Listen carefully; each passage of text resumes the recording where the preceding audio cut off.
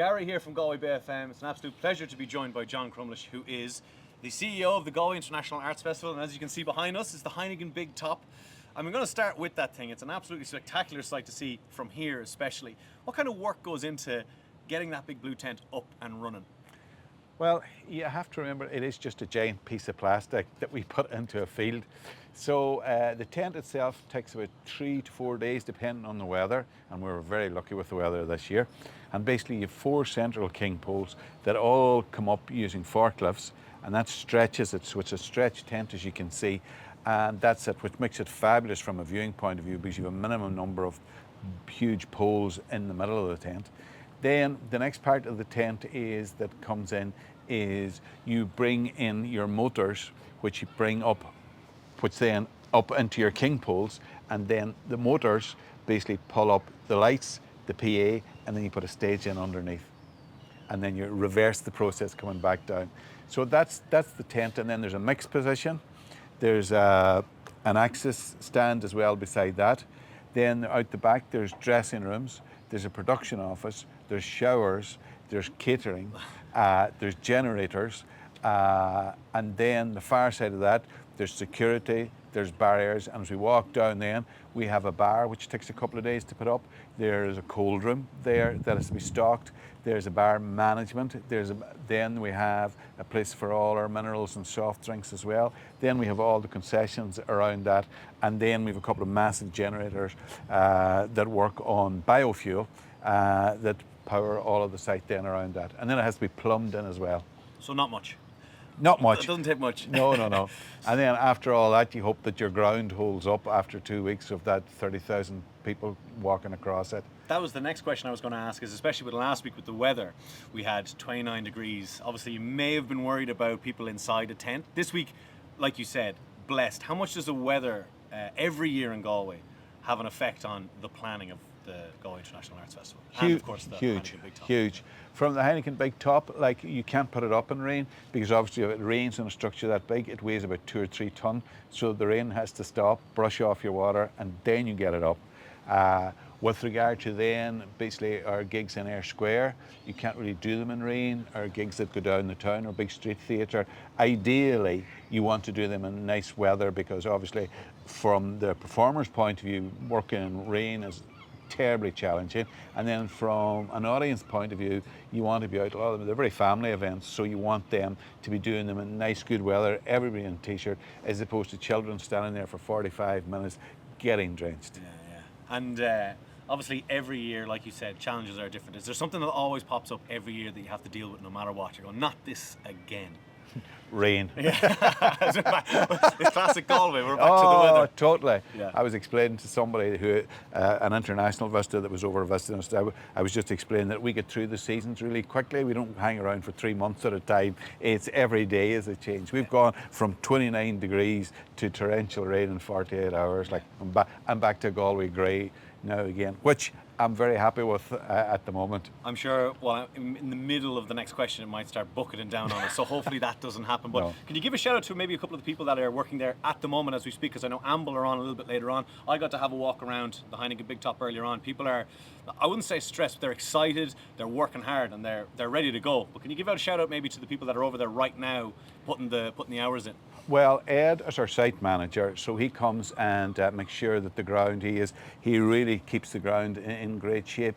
He makes sure drainage is happening. He watches everything that's going on it, because if that ground goes off, so to speak, and becomes mucky, it's not really nice for audience. And then he ensures everything that I'm saying get in. He makes sure it goes in the right place. Then our production manager, Adam Fitzsimons, he's in charge of all the technical aspects of it. You know, for months he's getting all the tech specs. He hires all the gear, makes sure everything as he designs the big top. Then with Sandra, who manages basically the bands coming in. And then Johnny Donnelly is basically the field and event manager. So his job is everything basically around audience, people. We have an event controller then who comes in, and his job is to ensure that we're doing everything exactly as we're supposed to be doing. And that's apart from, like, Simon Heaslip is our bar manager, so he manages that whole bar aspect, which is a big piece. Electricians, plumbers, site crew, All that is all gone. So there's an awful lot of people. And then when we approach the gig, you will have your security team, and then you will have your volunteers as well. So a big thing for the volunteers is a guy called Gizmo who handles all the volunteers on the site so well, and they're managed then by Ella, and Surika, who are the volunteer management team who put them in. Like, there's 500 volunteers work for the festival. So they're in galleries, the Heineken Big Top, Air Square, all the venues. So that's all scheduled out. They come from over 50 countries, and basically that is some scheduling job and management job. So that's all happening. Then all the other venues have their own venue managers and their own technical managers and their own crews. Yeah. Well, you mentioned volunteers there. I know that you started at the Galway International Arts Festival as a volunteer and now are the CEO. Can you take us through maybe the journey from the beginning? Maybe we don't have an hour and a half, but but maybe from your first experience as a volunteer to what it is like now. Well, it was obviously much smaller at that stage. Myself and our current operations manager, Declan Gibbons, volunteered at the exact same time to what was obviously a much smaller festival that far back. We're talking here 1989. Okay. And so we volunteered. We kind of got the bug. I went back to the day job at home in Donegal, and then thought I would like a bit more of that. Went back the following year. We volunteered again, and then I came back, and then I saw a show. Royal Deluxe was the name of the company. A Brief History of France. He was in the Cathedral car park, and basically I thought, wow, what a way to make a living, and that was it. That's a bit of me, you said. Yeah. Yeah, I just thought the level of imagination and creativity, and it was free, and it was in a car park, and yet it was one of the most imaginative things I ever saw in my life.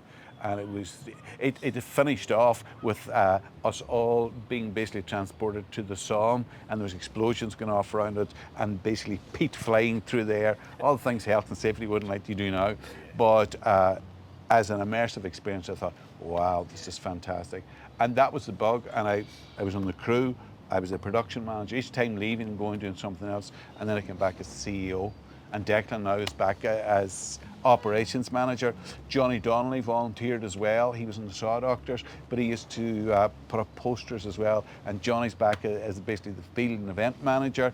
And then Paul Fahey, our artistic director, he volunteered, and he ended up going into PR, and he was in the PR office, became the PR manager, and ultimately became artistic director. That book was going around, wasn't it? Yeah, Adam Fitzsimons was a member of the crew. He's now the production manager. So all that, and an awful lot of the people who started with us would now be running a lot of the productions around the country and come back to us at various points. So there's a big family there as well. The bug you talk of, you don't just have that for the 2 weeks that the Galway International Arts Festival is on. It kind of starts very early on every year. What kind of timeline does the planning for this happen?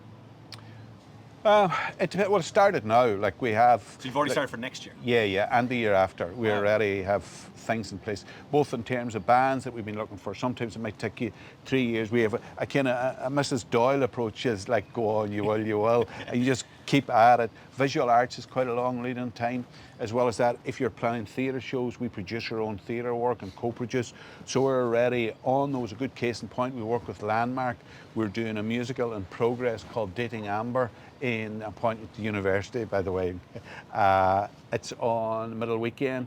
So we're working things all the time. They're working a couple of years out, and you'd be planning as well, like in the office as well. We have a resource development team, Ashley and Hillary, who are working. They're working now on 26 and 27 as well. So we're all different stages and working and covering that off. Yeah. And when do you get to relax a little bit for yourself and take it in, or take some time for yourself after? Because it seems like you're up the walls 24/7 at the moment. Well, we are, because there's a lot on. But it is our time. Like, we have to, that's the nature of the gig, so to speak. So September, but it's lovely as well. Two things: we do get to play Fantasy Festival in the sense that you do get to a point where you can actually see people, and it's a bit, like I always talk about a moment. We did a show called Ballyturk.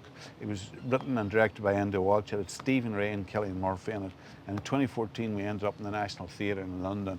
And I remember at the start of the show, Cillian Murphy sticks his head through the curtain with a hurling helmet on him and does a monologue. And I remember distinctly thinking to myself, how did we get here? Yeah. You know what I mean? So there's always those pinch moments, Of course. like in terms of visual arts as well. There's certain artists you really admire, and suddenly they're in your town and you're kind of talking about them. So it's, in one way, it's no job for a grown-up really, but you do get to do those things. So operationally at the moment, it can be, you can't really sit back and contemplate life because there's so much going on around the city and there's so many moving parts, and we're in so many venues. Like, we're in 30 venues. A lot of them, like the Hennigan Big Top, are temporary. So there's a lot of management going on in terms of that operations and production. And then there's the other side of it, which is the selling of it. Like, our job is to sell tickets as well and get people to come and attract audiences. So there's there's a communications team that make up a digital, press, etc. So there's a lot of different aspects to it at the moment. One of the things I was always intrigued about, especially just after you said there that you start the planning 1 year, 2 years in advance, is the bands and the music one of the last things that you do? Like Amble are on tonight, Kingfisher you have on at the weekend. Yeah. Are they one of the last things that you have to actually pop in? Because obviously band schedules change all the time. Yes, you can be exactly right. You can be lucky and it can all happen as God intended, and you can be unlucky and just it's there and suddenly it's not. But invariably I have to say with bands, to say, look, it's not going to work this year, but we'll be back and we'll try and make it work. And usually that happens. So we've been very lucky in some of the bands, like even through COVID, like the Pixies were a COVID band who said, we'll come back, don't worry. And they did. So, again, you're just all the time planning, mitigating all the time for different things. The social media head is ticking at the moment, and I'm just thinking to myself, I kind of have to ask this. Was there a band that you nearly got that you haven't gotten back yet? And you're like, oh, I really hope they get back to us. No, we came very close to Prince one time, would you believe? What? Yeah, he wanted to do a couple of warm-up gigs and then changed his mind. That was Classic Prince. Classic Prince, but yeah, I was a huge fan of it. Yeah, of course. Prince in Galway, people would still be talking about. Yeah, well, one that did happen, on the other hand, I still pinch myself, is Brian Wilson from the Beach Boys, who died earlier. Yeah. Like, he came and he did, the first half of the show was Greatest Hits, the second half of the show was, he played Pet Sounds from start to finish. And you think, Pet Sounds is the album that influenced Sgt. Pepper. So it's Pet Sounds, Sgt. Pepper's, What's Going On are kind of your big three. Yeah. So, to be standing there and hear him, singing God Only Knows, in your back garden is Special. Very special.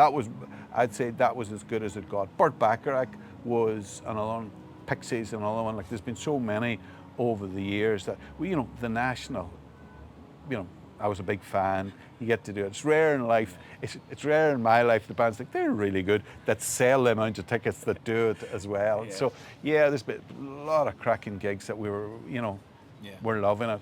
And you've been at this for so long. Do you freshen things up every year for yourself, or is it just, I love this so much, I'm going to stay doing it exactly the way I like doing it? Or is it every year you're going, let's try and add this, or let's remove this, or let's do this? Or how do you kind of expand on the festival every year? And of course, it's just, there's a whole, as I say, the organisation, there's kind of a core team who are very committed to it, and there's a lot of discussion. We kind of push one another.